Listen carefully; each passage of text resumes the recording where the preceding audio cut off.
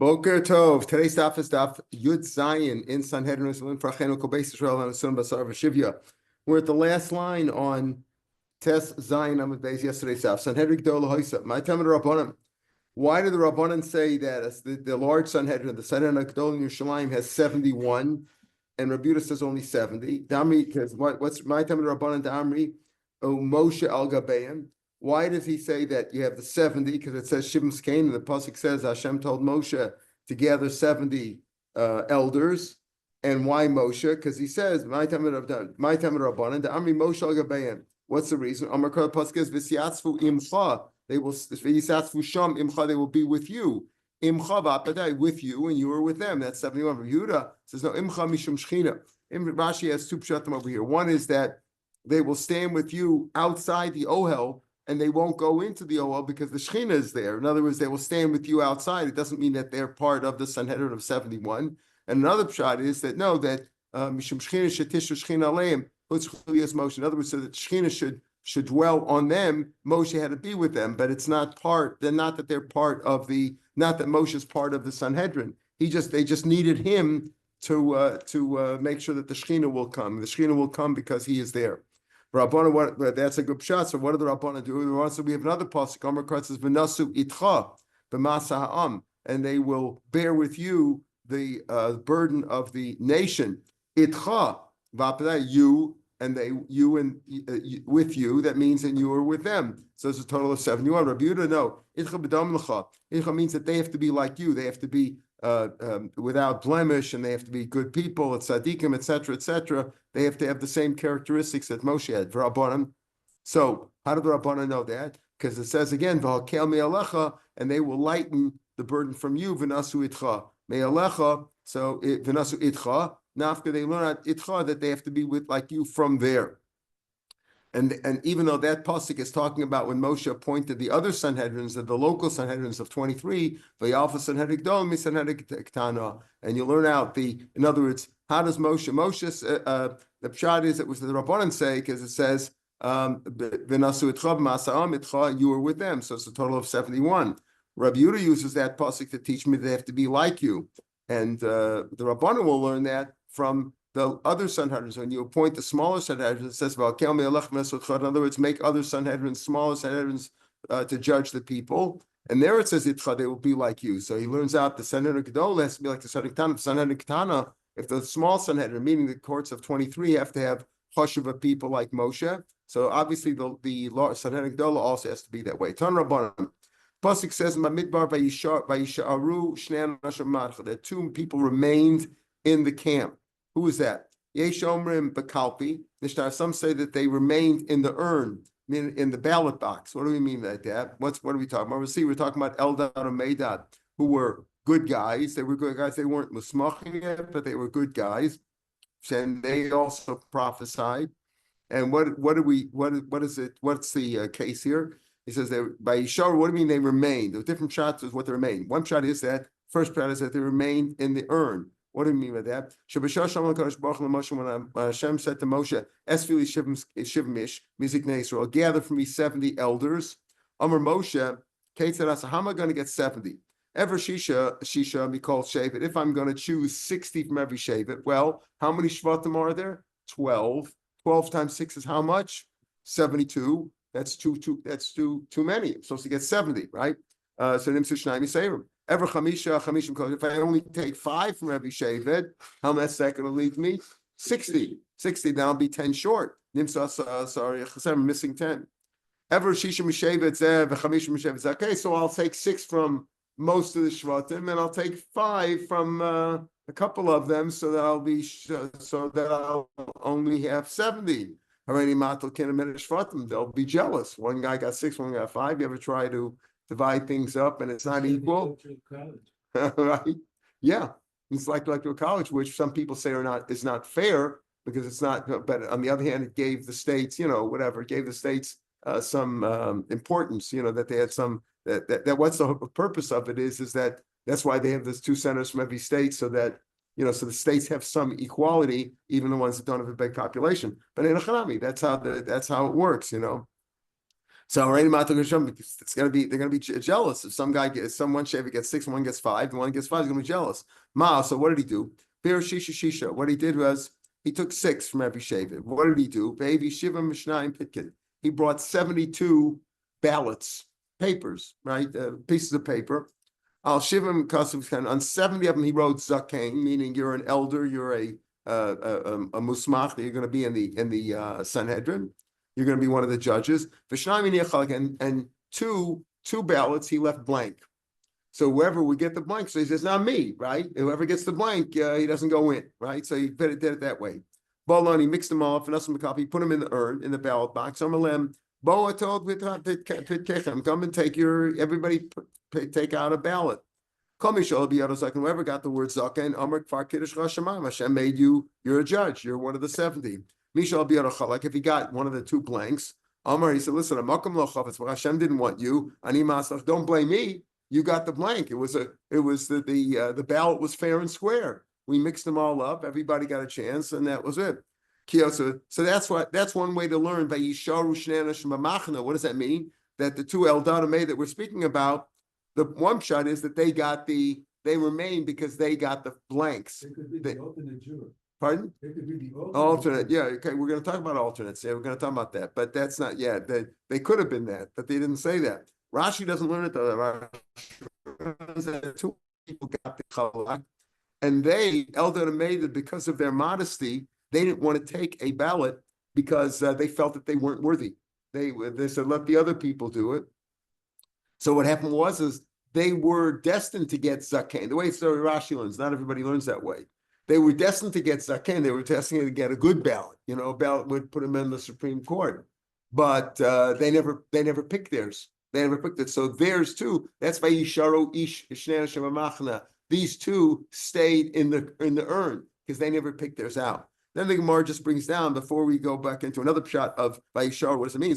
A similar thing out to Omer, we find another thing. What happened was this, in the olden days, who did the service in the base of Megdish? The Bechor, the firstborns, the Bechor. Then it was given over to the Levium. So the Levium took their place. So every Levi redeemed the Bechor by taking his place. However, there were 22,273 Bechors and only 22,000 Levium. So there wasn't an even match. So that's what happened over here. Each Bechor who now gets redeemed from his service, he doesn't have to serve anymore, had to pay 5 shekels. What am I going to do, Yisrael? If I tell him, let's say, give me your pidyon, give me 5 shekels, and you are relieved from duty. So Yom Malik Farpatani Ben Levi. What do you mean? I got a Levi because I don't have to pay. There's another Levi taking my place. So what did he do? Hevi Esem Mishnayim Alpha Pitkin. He bought 22,000 ballots because of Ben Levi, and wrote on it Ben Levi, as if to say, whichever Bechor picked out that paddock, he got a Ben Levi. Okay, I got a Levi replacing me. I'm done. I'm out of here. Baal Shlosha v'Shivim Masayim, and the 273 cost of land. Chamish Shkolim. Then he wrote 5 shekels. You got the ballot that says pay to get out. Pay in order to pass go. Right? Cost of land Chamish Shkolim. And he mixed them up and put them in an urn. Similarly, Omerland, listen, take your petek, take your ballot. Misha al biyara ben Levi, ever got ben Levi? Omerlo, kfar petcha ben Levi, you got a ben Levi, you're free.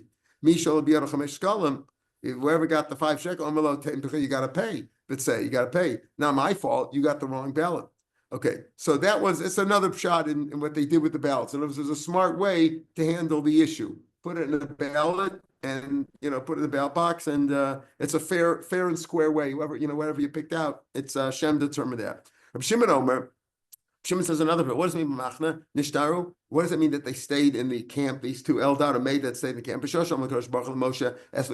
When he said, gather for me 70 elders, Amru Eldad made that Eldad made were very modest, and they said, "Ain unruin losiglu. We're not fit for that."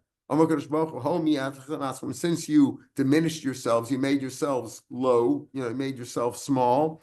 I'm going to add gdul to you because you were worthy, because you were so modest. All the other Nevim, they prophesied for a while and they stopped. But they were able to continue their nevuah.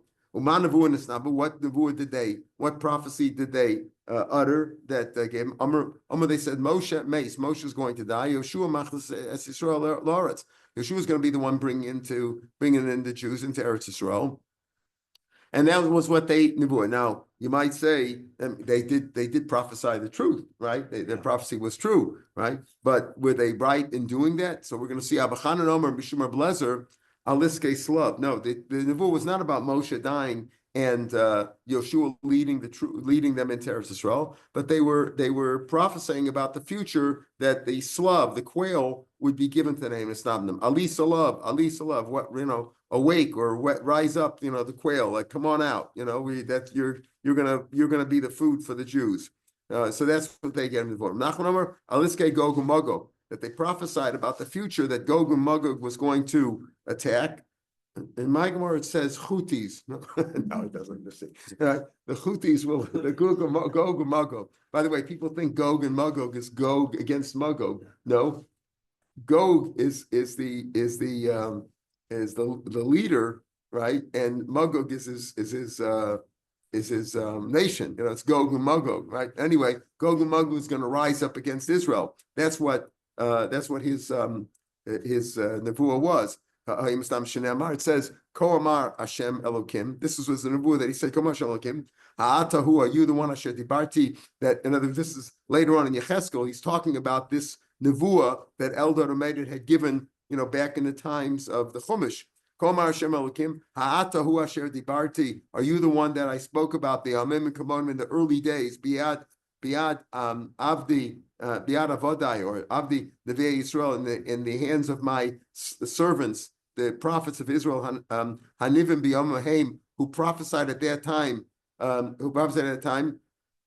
Shanam, in those years, L'Havios Chaleim, I prophesied that they prophesied in those years that I'm going to bring you, Gog and Magog, against the Jewish people. That are you that one? In other words, in Yecheskel, we see that referring to the fact that Eldad Omedet had already prophesied about Gog and Magog come against Israel. I'll take Rishonim, don't say in those years, by Yamim Mahim Shanim, in those years, Lav Yoscha, Elashnaim, two prophesied. And who were they? Bezem Shnaim Neviim Shenasnabu Perak Echad. Who were the two Neviim who prophesied at the same time? Nevuah is the same Nevuah. Avi Omer, Eldad Omedet, they were the two who did that. So we have three pshatim in what their Nevuah was. The first shot was that Moshe was going to die, and Yeshua was going to. The other one was about the Slav. The other one was about Gog and Magog. Amar Mar, Kanavim Kulam Nisnabu Pasku. All the Neviim at that time, the 70 elders who were Neviim, all prophesied, and then their prophecy stopped. They lost their ability. The Nisnabu Velo Pasku, but they were able to continue, and it's because of their modesty and their good character. They were able to continue prophesying for a long time. Menala, and how do we know? Menala de Pascha. How do we know that the first one's Pascha? Eli Milsev, it says in that parsha, in by Midbar, when it talks about the 70, it says, Vayisnabu v'lo yasafu. They prophesied, right? And apparently Yasafu means that they didn't continue. They prophesied and then they stopped. Elamiata, so what with the lashon of Yasafu means they didn't continue as they stopped. Elamiata kol gadol Yasaf at the time of the Aseres Adibros, when Moshe went up there, it says at Har Sinai, it says Kol Godol V'Lo Yasaf. Hachanami Lo Yosef. Does it mean that it didn't continue? Just the opposite. El V'Lo Pasek means V'Lo Yasaf, like the lashon of Sof. There was no end. Yasaf could be it didn't continue, or Lo Sof, there was no end to it. Didn't stop. So you can't say from that pasuk V'Lo Yasaf. It doesn't necessarily mean that they didn't continue. It could mean they didn't stop. Elahacha said here it says Vayisnabu. By the 70 elders, it says, and they prophesied in the past tense. That means that they stopped. Hasam said by Eldad Omedet, it says misnabim, that they are currently, and as they continue to do. Adai misnabim b'holchan, they continue to do it. So Bishul Mandamar Moshe Meis. So what was the nevuah? Again, what was the nevuah? The Moshe Meis or the Slav or the Gog and Magog? Bishul Mandamar Moshe Meis. Hanasiv, it says, Yeshua said to Moshe, look, these two young upstarts are prophesying. Adoni Moshe Klaim. Shut them up, or claim, like imprison them, like Beit HaKela, like the Kela, stop them. Elamando Mahanach Tarti. But if they were just prophesying about the Slav or about the Gog and Magog, what was so wrong with what they prophesied that Yeshua asked Moshe to shut them up? says it wasn't proper to it was improper for them to prophesy in front of Moshe Rabbeinu. That was what they complained. So if you say, we're at the first of the widest lines of the Gemara. If you say the last two reasons of what they prophesied about, the Slav or the Gog and Magog, so Hanach Tati, it says, me eating. Moshe answered, what are you jealous for me? You know, Hamakani Atali, or you're jealous for me? No. Eating Halavai, that everybody should be such great Nevi'im. So me eating, so Hanach me eating. Halavai, that everybody should prophesy like them. Elamanda Amar, Moshe Mace. But if he said, if the prophecy was that Moshe died, so would he be happy with that? When Moshe have said, he prophesied that I'm going to die. Hey, let him continue. You know, like that's not something you should be so happy about. Says no, in other words, according to this, they didn't tell Moshe the entire prophecy. They told Moshe that the Elder Mater are giving prophecy in the but he didn't tell them that the prophecy was that Moshe is going to die. My kula aim, what is the lesson of kula aim? Like Kella, like shut them up or imprison them. I'm like, here's what you do. appoint them to be governors and like the mayor of the city. I give them a charge that's taking care of the population. The Haim Kol Me'alein, and then they will stop prophesying on their own. What does that mean? Haim Kol Me'alein, it says Tosas, Haim Kol Me'alein, Pirish Nivuasam Kala. They will stop giving prophecy. In other words, when they have a job to do to take care of the people, that's very burdensome, and they're not too happy about that. And the Mela, they won't be able to give Nevuah anymore. Why? Because the Shekhinah only rests on a place where there's happiness. When the people are happy, when the people are sad, there's no Shekhinah there. So if you give them a job to be the mayor or the president or something of that sort, so. No. אנחנו באמצע פה, אנא תפסיק. שע.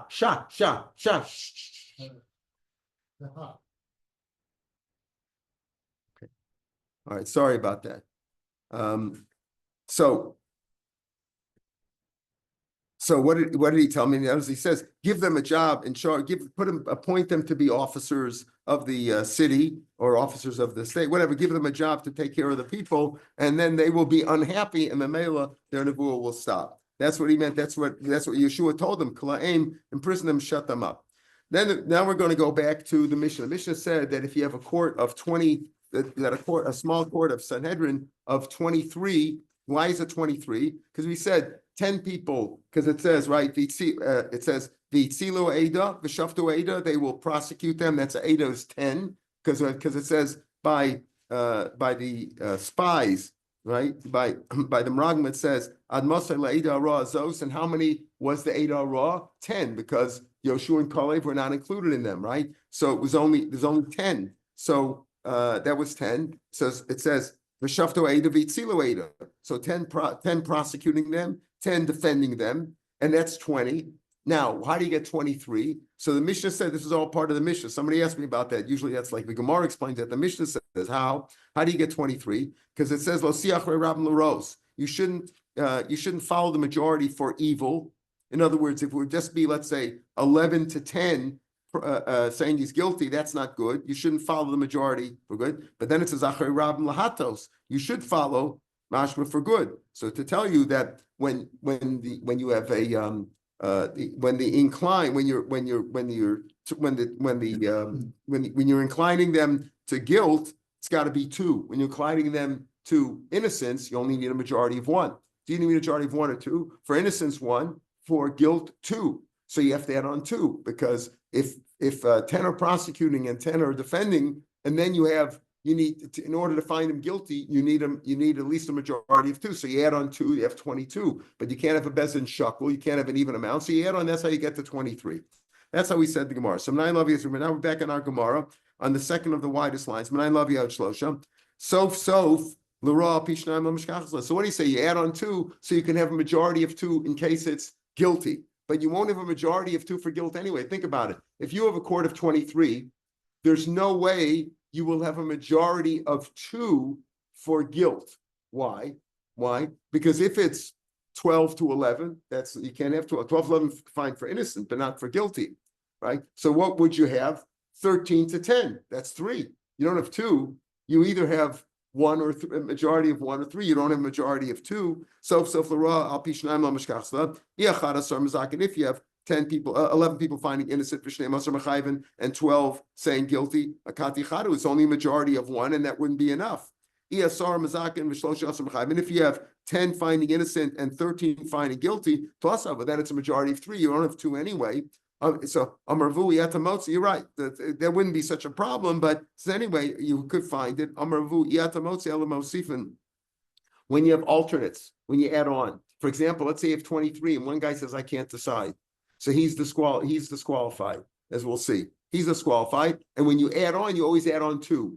And you can keep on adding 2, as we'll see, every time somebody else withdraws. El Mosifin, V'divrei Hakol. So if you add, that goes according to everybody. If you're adding on, both according to Rabbanan and Rabbi Yehuda. Rabbi Yehuda says it's a court of 70, and the Rabban the high court is 70, and according to the Rabbanan, the high court's 71. So as we'll see later on, you can keep on adding as people withdraw. You always add on 2 up to a total of 70 or 71, depending if you hold like Rabbanan or like Rabbi Yehuda. So if you add on, you always add on 2. So if you add on 2, so let's say one guy withdrew from 23, one guy withdrew, you add on 2, that's 24. So you could have a majority of, but if you have 24, you could have a majority of 2. How would you have a majority of 2? 12 to 10 would be 12 to 10 would be 22. If you have 24, how would you have a majority of 2? You could have 13 and 11. 13 and 11, the majority of 2. So you could have 13 finding guilty, 11 finding innocent, if you had 24, and so on. If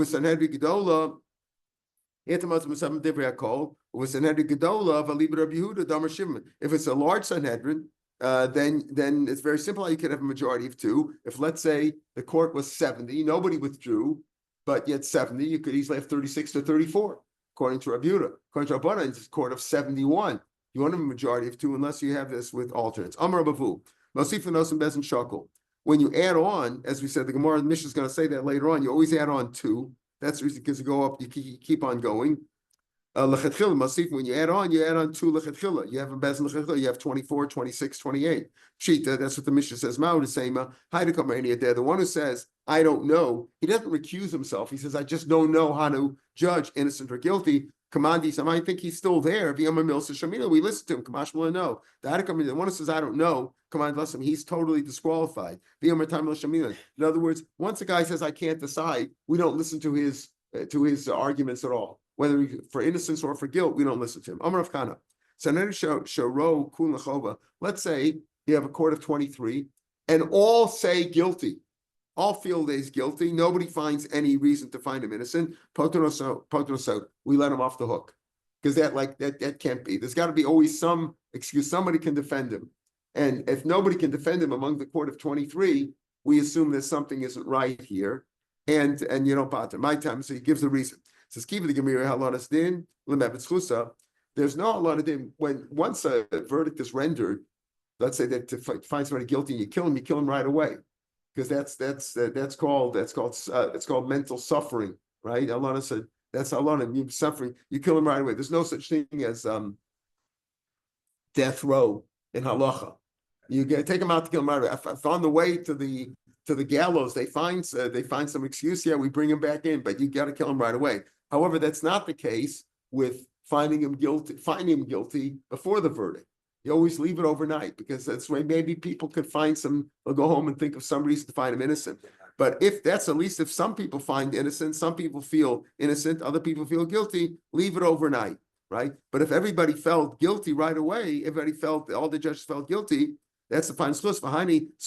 If everybody said guilty, nobody's going to be able to convince anybody else that he's innocent, because they all feel guilty. Therefore, you can't have a lot of sin, and therefore he goes home. He goes scot-free. So that's how it works in a proper Jewish court. If everybody finds that he's guilty, he's not guilty.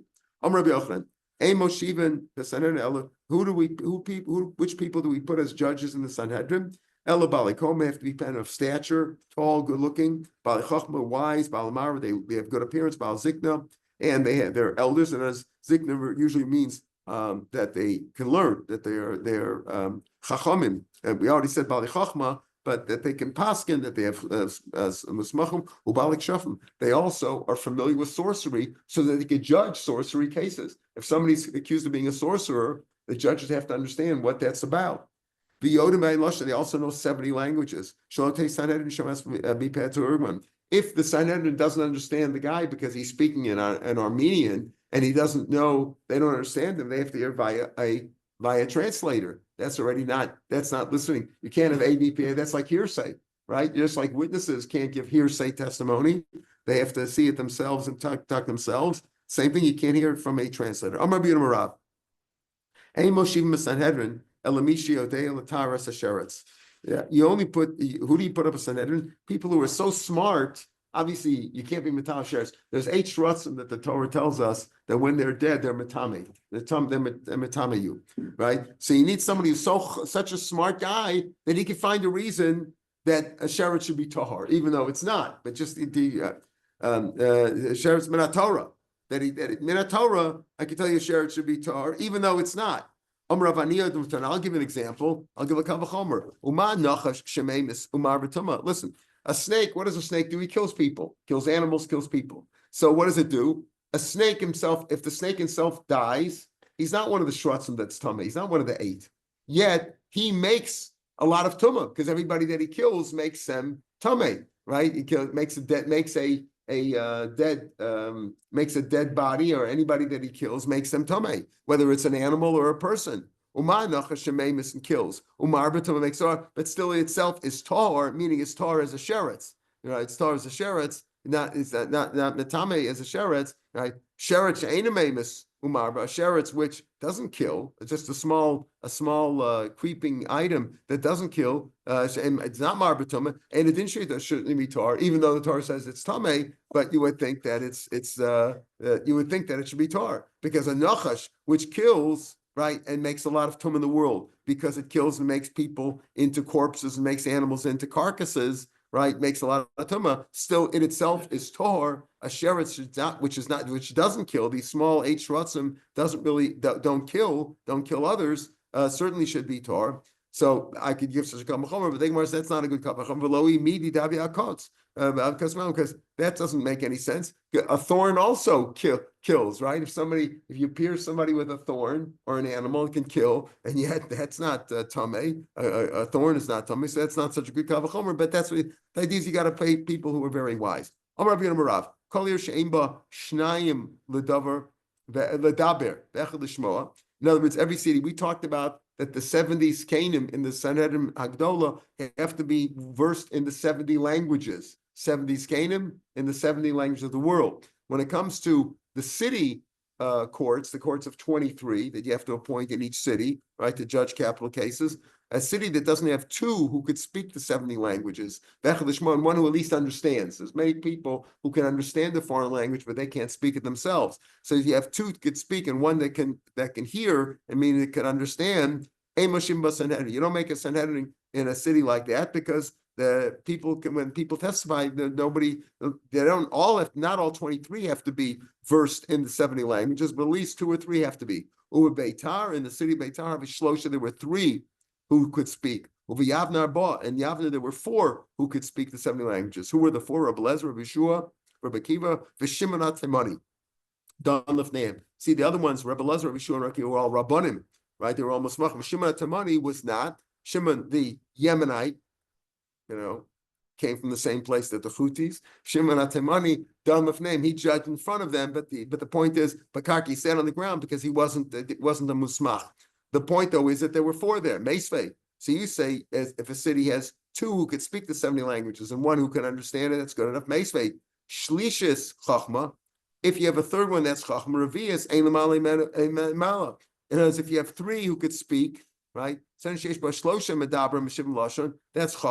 Ukshera. And if you have 4, well, that's the best at all. But this is mashma. You need 3 who could speak, not 2. The answer is the one who says 2 who could speak and 1 who could listen. Who kind of goes like this time to the Tanya. Shnia Chachma. If you have Shnia, if you have 2 who could speak, that's Chachma. Shlish is Ein L'mala Himena. There's nobody, nothing greater than that. In other words, if you have three who could speak the 70 languages, that's the best of all, and that's all you need to make a good court of 23. Now that goes on, we mentioned these rabbis, so we're going to talk about different Lashonos in the Gemara. Who is it referred to? When the Gemara says Lameidin Lifnei Chachamim, they learned, or they studied in front of the Chacham. Who's that? That's Levi Mei Rebbe. Levi learned in front of Rebbe. Levi was like a Talmud of Rebbe. When the Gemara says Donim Lifnei Chacham, they judged in front of Chachamim. That's Shimon ben Azai, v'Shimon ben Zoma, v'Chanan HaMitzri, v'Chananya ben Chachanei. Notice it doesn't say in any of these rabbis. It says Shimon ben Azai, Shimon ben Zoma, Chanan HaMitzri, Chananya ben Chachinoi. Those four, when it says Donim Lifnei Chacham, it refers to those four. Rav Nachman Yitzchak Masni Chamishi has a fifth one. Shimon v'Shimon. Shimon ben Azai, Shimon ben Zoma, and the other Shimon we talk about, Shimon Temani, Chanan v'Chananya. He says that it's first to five. When it says Donim Lefecha, means those five. When the Gemara says Rabbi Seinu Sheba Bavel, the rabbis in Bavel, who is that? Rav Shmuel. When it says Rabbi Seinu Sheba Eretz Yisrael, Rav Abba, that refers to Rav Abba. When it says Dayani Gola, the judges of Gola, that's Karna. All these are Tanoim. Dayane, the Eretz Yisrael, Rav Ami, Rav Asi, or at least they are either Tanoim or Amoraim in most cases, unless it's like it's without the word Rebbe. Dayani de Pumbedisa, the judge of Pumbedisa, who is that? Rav Papa Bar Shmuel. Dayani de Nardo, when it says the judge of Nardo, that city, that great city in Babel, Rav Ada Bar Manyumi. When it says Sabe de Surah, the elders of Surah, that refers to Rav Huna and Rav Chisda. Right, we have that a lot. Rav Huna and Rav Chisda are constantly finding more. Sabe de Pumbedisa, the elders of Pumbedisa. Right, we had Sabe de Surah is Rav Huna and Rav Chisda. Sabe de Pumbedisa is Rav Yehuda, Rav Eina. Those two. Charifa de Pumbedisa, the sharp ones of Pumbedisa refers to Efa v'Avime b'nei Rachva. These two brothers, the sons of Rachva. Amorai de Pumbedisa, when it says Amorava Pumbedisa, that refers to Rabba of Rav Yosef. Amorai de Narda, when it says the Amoram of that city of Narda, that's Rav Chama. Nar V'lai, Masnu, they learn, the people of Navai learn Masnu, Rami Bar Baribi. He says that with that Amorai de Narda refers to Rami Bar Baribi. The Girsa is, I don't see it. Yeah. Amri Beirav Stam Shebashas Ishmei de Ravu. Okay, Beirav, that's the Shrav. Okay, he has on another. Amri Beirav, he says that Amri Beirav is Amri Beirav, that's Rav Huna. When it says in the school of Rav, they said something. Who was that school of Rav? In the school of Rav, that's Rav Huna. You have many times Rav Huna Rav. I've Amar Rav Huna, but Rav Huna himself said that Amri Beirav. He himself says Rav. He couldn't be referring to himself. Ella Rav Hamnuna. When it says Amri Beirav, that refers to Rav Hamnuna, and Rav Huna was referring to Rav Hamnuna. So both Rav Huna and Rav Hamnuna were Talmidim of Rav. Amri Marava, they said in Eretz Yisrael, in the west, was that Rav Yirmiyah. Sholchu mitam, it says they sent from Eretz Yisrael. That's Rabbi Yosef Rav Chanina. Machla Marava, when they laughed at him in Marava, they laughed at something that was said. That's Rabbi Lazar. Sholchu mitam. They sent from Eretz Yisrael, L'div Rabbi Yossi Rav Chanina. How could you say that Sholchu Mitam is Rabbi Yossi Rav Chanina? They sent from Eretz Yisrael according to the words of Rav Chanina. So it couldn't be Rabbi Yossi Rav Chanina was quoting himself. Some rabbis quote themselves. Ela Eipach. Let's switch it around. Sholchu Mitam is Rabbi Lazar. That's what refers to Rabbi Lazar. Machal Marava, and they left Marava. That's Rabbi Yossi Rav Chanina. So these are all phrases referring to these different rabbis. How many have to be in a city that to make a Sanhedrin of 23, a small Sanhedrin that you have a court of 23 that could judge capital cases? How many people, what does the population of the city have to be?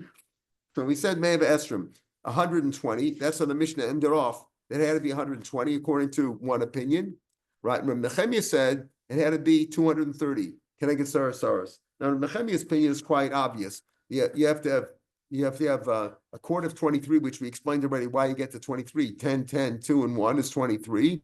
And everyone has to have some authority. So an authority, a minimum of authority is authority over 10 people. So if you have a court of 23, you need 23 times 10 or 230, according to Nehemiah. But where does the first opinion, that's 120, where does that come from? Ma'av Esrim, says the Gemara, Ma'av Atayr, how did you get to 120? Esrim Shlosha, can I get Sanhedrin Ktana? Number one, you need 23 for the Sanhedrin. They didn't travel to different cities, It wasn't like today you take a train, you work, and you go to work 2 hours away. You lived in that city, right? They didn't have transportation like we have today. So you had to live in the city. So you had 23 judges. Number one, of the 120, how'd you get 120? Well, 23 have to be the judges themselves. Ushlosha shuros shall eser b'shlosha.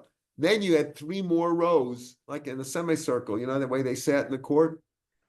3 more rows of 23 as alternates. Every time somebody withdrew or somebody got sick or died, so one you'd move over and take over, and you had enough. You hadn't have enough for 3 whole loads of alternates. So you had 23 judges plus 3 more rows of 23 as alternates. 23 times 4 total is how much? 92. Okay, so that's 92. We're getting to 120 now, right? The S Basar Batlan and Shabes Knesses. They always had 10 Batlanim who sat in the shul to make sure there was a minyan. We say that Batlanim didn't have anything to do. They were sitting in kol. No. There were 10 people who learned in the base medrash all day, made sure there was a minyan, right? Hare me'avatray. So now we got 102, right? You need 92 basically just for the court. Then you need at least 10 more, and this is the minimum. I mean, the city could have thousands, but then you need at least 10 more Batlanim to sit in the shul all day.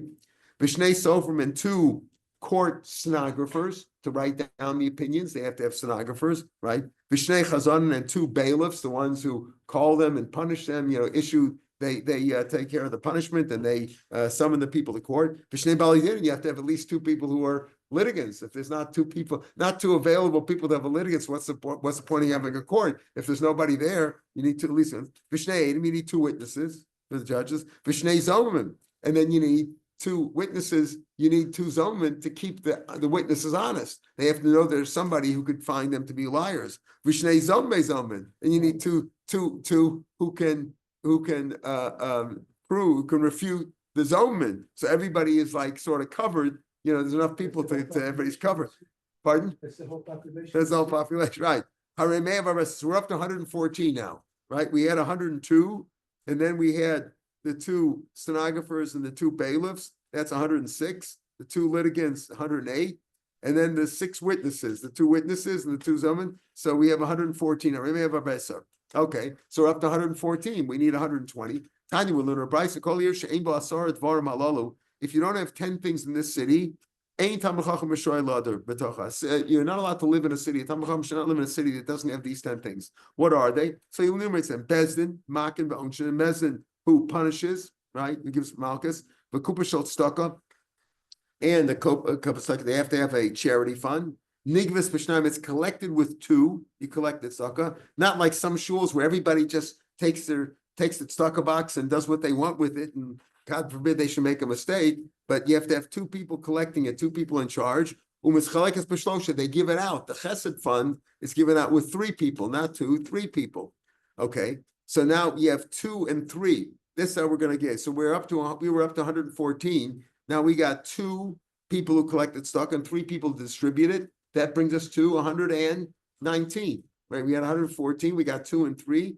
Now it's 119. So and among the things, it's the question how you count them. Bez and Makam Onshin, Kubal Shasaka, and Mishnam Shoka. Ubesa Knesset, you have to have a shul. Besa Merchas, you have a bathhouse. Besa Kisa, you have to have a bathroom.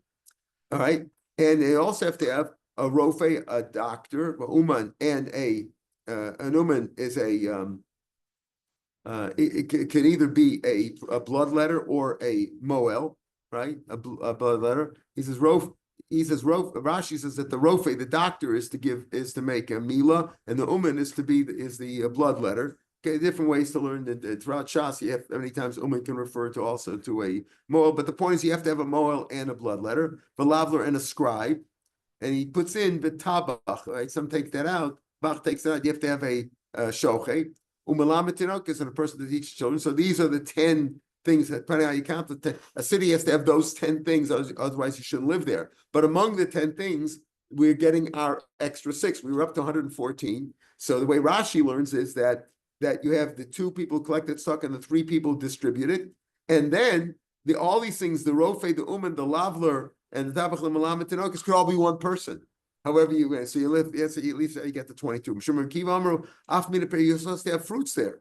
If you have a city without fruits, Mishum Shmei Peh, because you have to have the juices, the fats of the fruits, Meir in a Sinai, because it also helps you avoid scurvy, right? But right, it helps you avoid scurvy if you have fruits. But if you have no fruits, also help to enlighten your eyes. In other words, to help your eyesight. So that's how you get 120. Obviously, not everybody's going to fit, but you have to have at least 120. That's how you get this idea that less than 120, there's no way you could make a court. Obviously, if you had exactly 120, some people are going to die, some people are going to be born, you got to work that out. Okay. Nechemi Omer. Nechemi said 230. Tanya Rebbe Omer, Masayim V'Shim V'Sheva. Not 230 like what Nechemi said, but rather 277. I have a Tanya Rebbe Omer, Masayim V'Shim V'Shmona. So now how does he get to 277? So Rashi tells us, top Rashi, he agrees with Rav Meir, you need 230 because if you have 23 judges, each one has to have dominion over at least 10 people. So you have to have 10 residents for each judge. So a total of 230.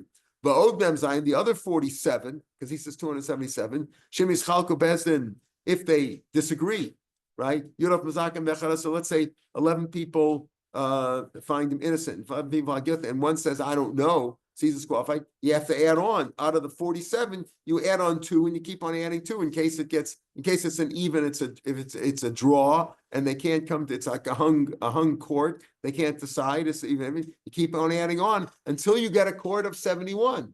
Until you get a court of 71. So or 270. Rebbe said in another place. Rebbe said not 277, but 278. The Gemara. Vatanya, the top line. Vatanya Rebbe Yom Masayim B'Shim V'Shmona 278. So Kasha. If you're like a Rabbanan that the high court 71, you can go up to that amount. You have a court of 23, but if somebody withdraws and it's a hung court, and you add on it 2, it could be hung and hung and hung and hung, and you keep on going until you have a court of 70 or 71. So that would be a total of 277 or 278. What